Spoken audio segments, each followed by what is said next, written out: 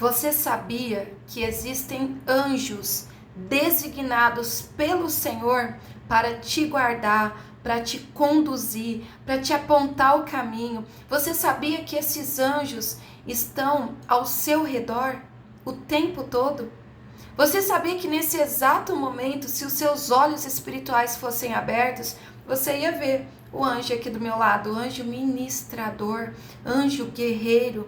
Você sabia que se os seus olhos espirituais fossem abertos, você estaria olhando agora e vendo o anjo que o Senhor designou para te guardar? Muitos chamam de anjo da guarda. Mas sim, todos nós temos anjos que nos acompanham, que estão conosco para nos guardar. Porque existe uma guerra espiritual de anjos contra demônios. Os demônios querem o tempo todo te sugar, o tempo todo eles querem te tragar, acabar com a tua vida, te destruir. Mas esses anjos do Senhor são eles que te guardam, são eles quem te... muitas vezes, sabe aquele pensamento que vem na tua cabeça, né? Ó, vai por aqui, olha, liga para aquela pessoa, ó, faz isso. São anjos que estão ministrando na sua vida. E aqui, em Atos capítulo 5, a gente vê um anjo entrando em cena agora para salvar, para libertar os apóstolos das prisões. Oh, glória! Eu tenho certeza que essa palavra vai impactar o seu coração de uma maneira tremenda. Então, abra o seu coração, deixe que o Espírito Santo fale com você, porque eu tenho certeza absoluta que Ele quer te levar para um outro nível de glória, para um outro nível de unção, de poder. Então, abra o seu coração e deixe Ele falar com você neste momento. Então, agora, Atos capítulo 5, nós vamos estudar do versículo 17 ao versículo 32. E tem muita coisa profunda aqui. Você pode ler na tua casa, pega a tua Bíblia e você pode ler.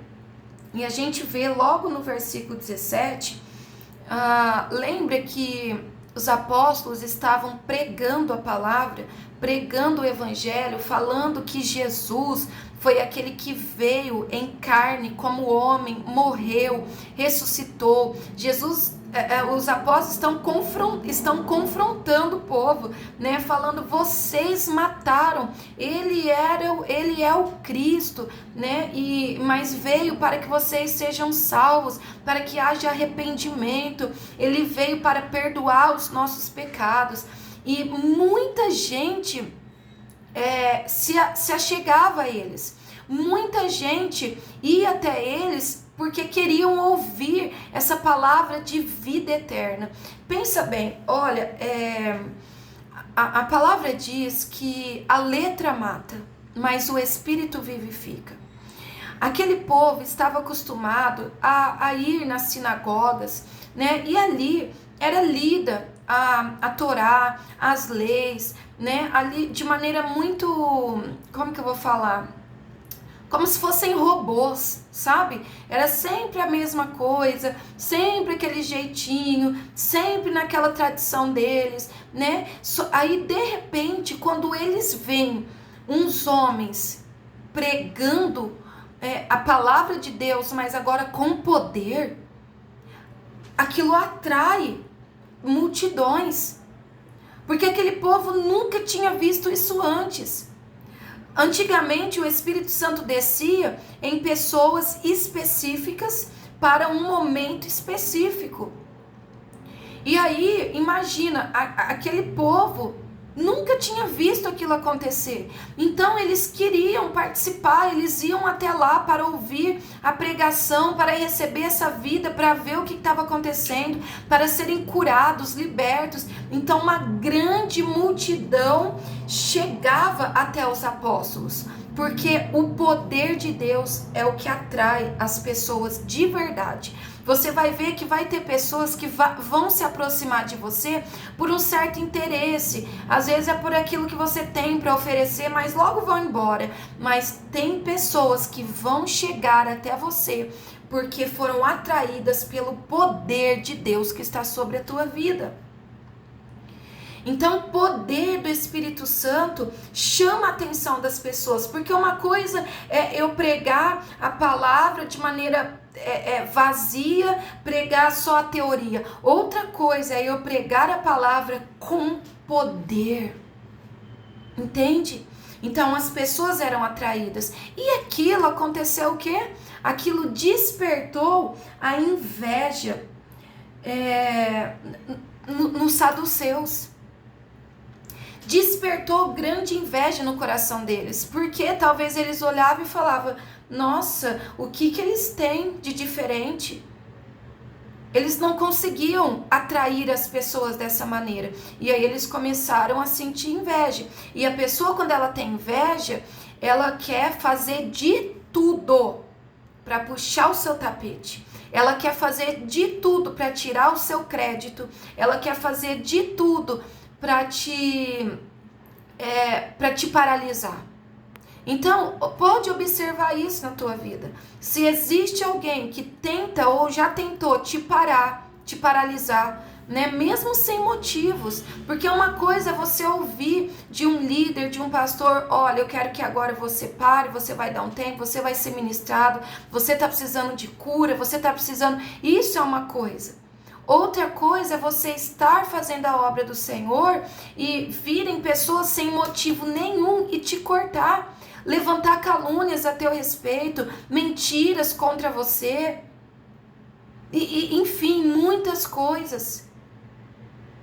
Tudo isso as pessoas fizeram aqui, ó, com os apóstolos, porque o que eles tinham incomodava aqueles que não tinham.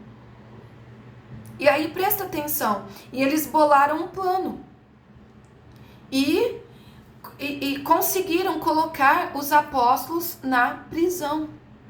Então prenderam os apóstolos. Aí olha o que aconteceu, olha aqui comigo o versículo 19. Todavia, durante a noite, um anjo do Senhor abriu as portas do cárcere e conduziu-os para fora, e instruiu-lhes, ide e apresentai-vos no templo, e anunciai às multidões todas as palavras de salvação. Então, um anjo foi enviado por Deus ali no cárcere para abrir a porta e fazer com que eles saíssem de lá, e deu uma ordem para eles, vocês não vão parar.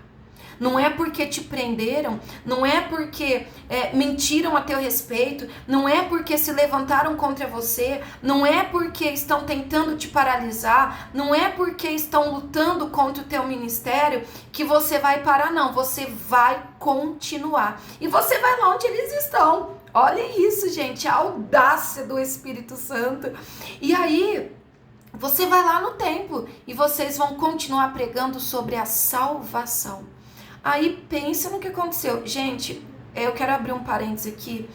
A oração, né, da hora nona, né, que vai das 3 da manhã até as 6 da manhã, é uma oração muito poderosa, né, de milagres. Você vê grandes coisas acontecendo. Hora nona não, gente. Apaga, acorda isso aqui. Na quarta vigília da noite, nona hora é às 3 da tarde. Na quarta vigília da noite, que é entre as 3 da manhã e as 6 da tarde. Que é entre as 3 da manhã e as 6 da manhã. Das 3 às 6 da manhã. E eu não vou cortar isso aqui, eu vou deixar assim. E é muito poderosa. Você vê muitas coisas acontecendo, muitos moveres espirituais, milagres, poder extraordinário acontecendo neste horário. Então, provavelmente foi neste horário que o anjo veio, abriu as prisões e falou com eles, continuem, né? E aí, quando amanheceu, tipo 5, 6 horas da manhã, estavam lá eles no mesmo lugar, pregando a palavra de salvação. Escuta uma coisa que eu vou te dizer. Mesmo que aconteceu fatos que vieram para te derrubar, eu quero liberar uma palavra agora sobre você no nome de Jesus. Se levante agora. Em nome de Jesus, para de ficar remoendo o que aconteceu.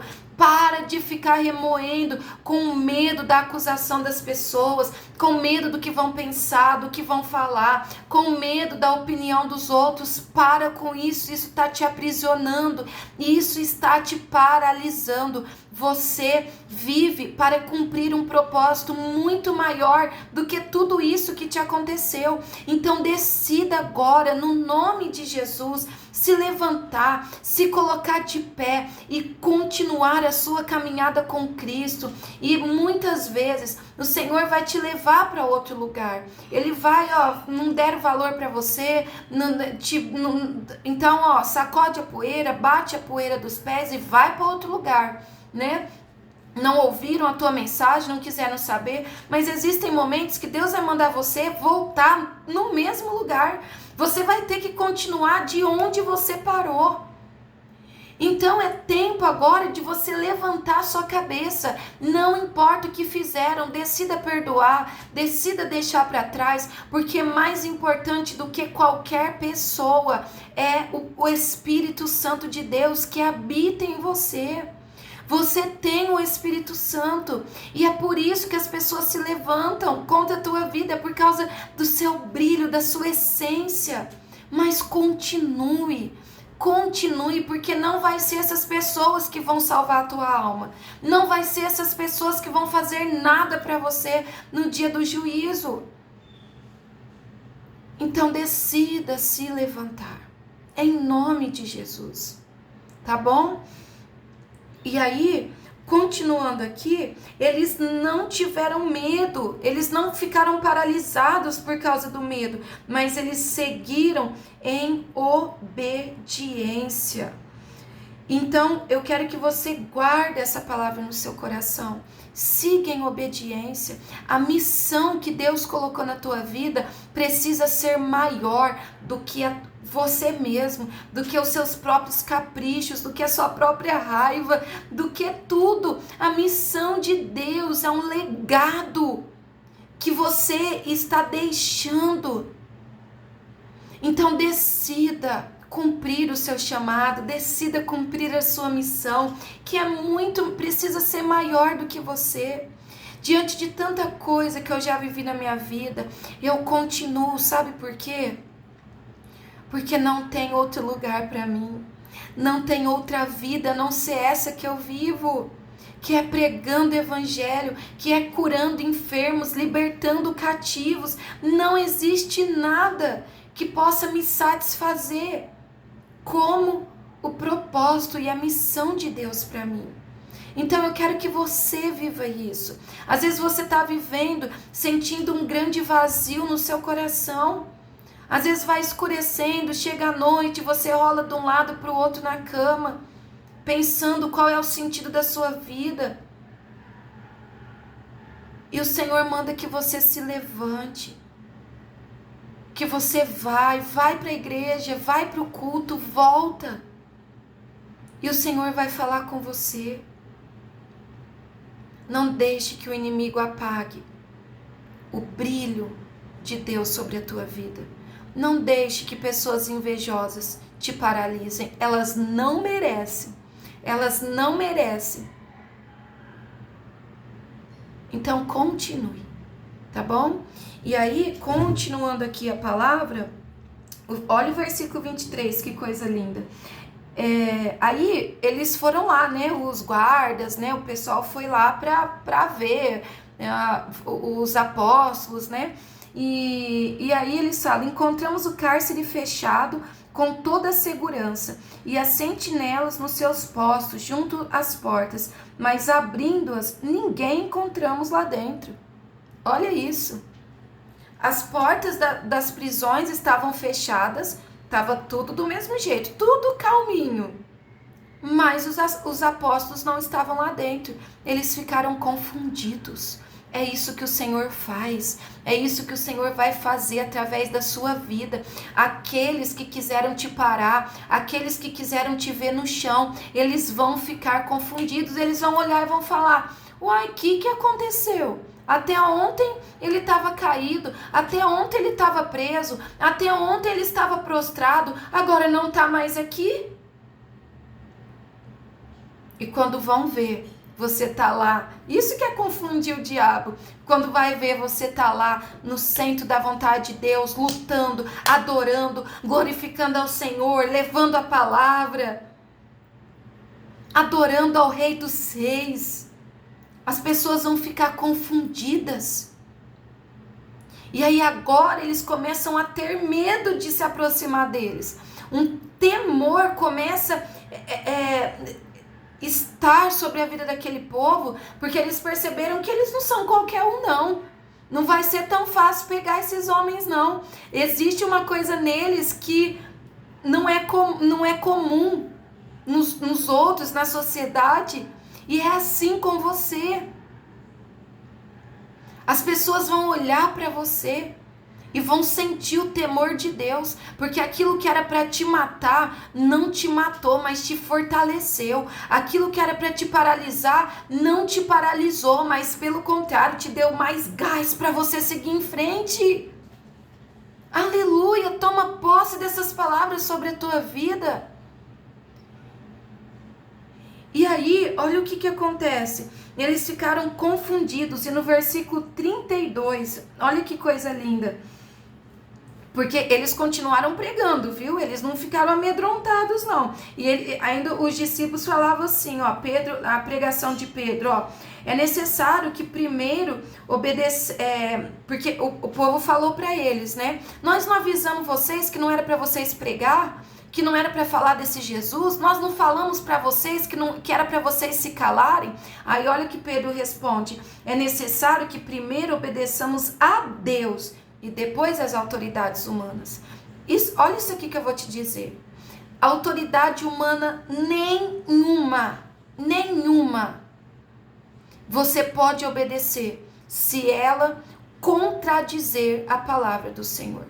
E eu vou falar uma coisa aqui, eu não sei se você vai gostar, não vai, né? Existem muitas autoridades por aí, autoridades religiosas, que induzem as pessoas ao erro. Falam para elas fazerem aquilo que a palavra não fala. Compra lá o olhinho, usam o termo, né? O olhinho ungido. Compra o olhinho ungido, compra o tijolo, compra o sal não sei da onde, compra isso, compra aquilo, compra um tijolo que você vai ter um lugar no céu. Gente, isso é blasfêmia. Isso é muito grave.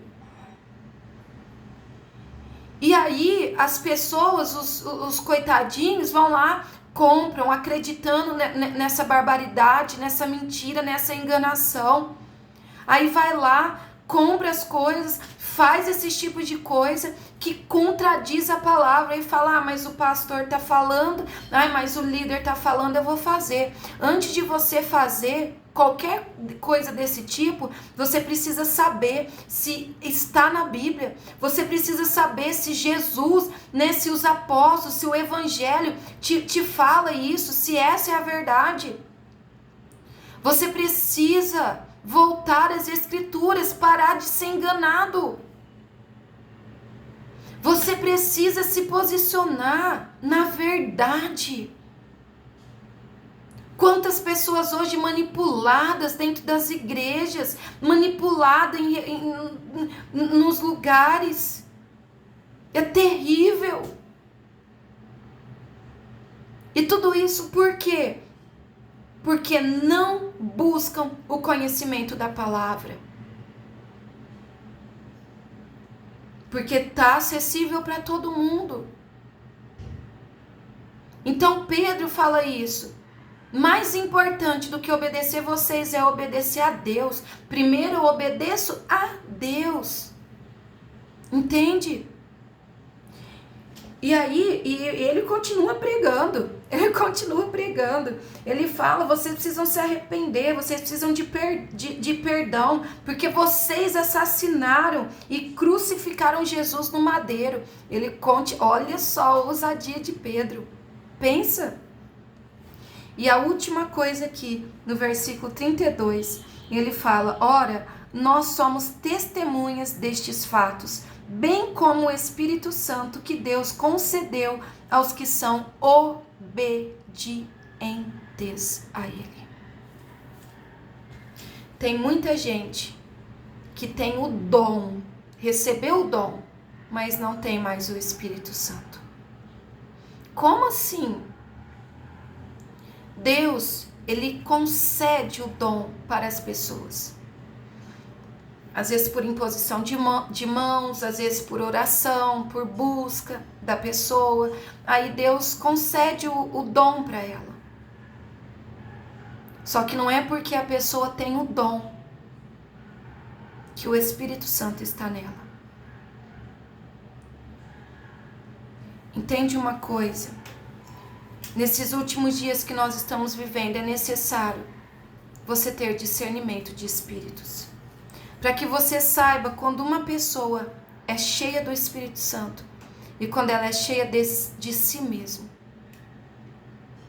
Não é porque chora, não é porque isso, canta bonito, prega bonito, bababá, que o Espírito Santo está nela, está nele. Tem que ter frutos de arrependimento, uma vida íntegra, uma vida na verdade, uma vida sem mentiras, uma vida sem máscaras. Tem que ter frutos. E o Espírito Santo, ele é concedido, não é para todo mundo. O Espírito Santo não é do mundo. Ele é para a igreja. Por isso que eu estou falando com vocês a respeito da importância da comunhão, a importância do culto, a importância das reuniões, a importância das células, a importância de você estar junto com o corpo de Cristo. Você não é igreja sozinho, você só faz parte da igreja quando você está em comunhão com ela. Entende? E se você quer receber o Espírito Santo sobre a sua vida, que é poder, que é autoridade, o Espírito Santo, que é o que te sustenta de pé. Se você quer ter o Espírito Santo, em primeiro lugar, você precisa ser obediente a Jesus Cristo. Então analise a sua vida. Veja o que precisa consertar, veja o que precisa mudar, veja no que você precisa se santificar e busca o Espírito Santo. Busque Ele com toda a intensidade do seu coração. Busque. Porque não há vida sem o Espírito Santo. As pessoas podem fingir tudo, mas estão mortas se elas não têm o Espírito Santo de Deus. Que no nome de Jesus, o seu coração se encha desse fogo, desse poder, dessa alegria, de sede, de fome do Espírito Santo. Ele é quem te consola, Ele é o seu melhor amigo, Ele é aquele que fica quando todo mundo vai embora. O Espírito Santo é aquele que cura a tua alma, o teu coração, que te guia. Você tem anjos à sua disposição se você andar no propósito do Senhor. Por isso você não precisa ter medo. Você não precisa ter medo dos invejosos. Você não precisa ter medo dos caluniadores. Você não precisa ter medo daquele que mata o corpo. Não! Existem anjos que te guardam. Mas quando você está em obediência e alinhado com o propósito do Senhor. Reflita sobre isso. Pense sobre isso. Eu desejo de todo o meu coração, espero que esta palavra tenha edificado a tua vida profundamente e que a sua vida nunca mais seja a mesma. Que você continue assistindo aos vídeos, tendo uma vida de oração, viu? porque Deus tem muito mais para você. Deus abençoe a tua vida, um grande beijo no seu coração e até o próximo vídeo, onde nós vamos falar sobre Gamaliel. Quem foi esse? Gamaliel. A última parte do capítulo 5 de Atos. Fica com Deus. Tchau, tchau.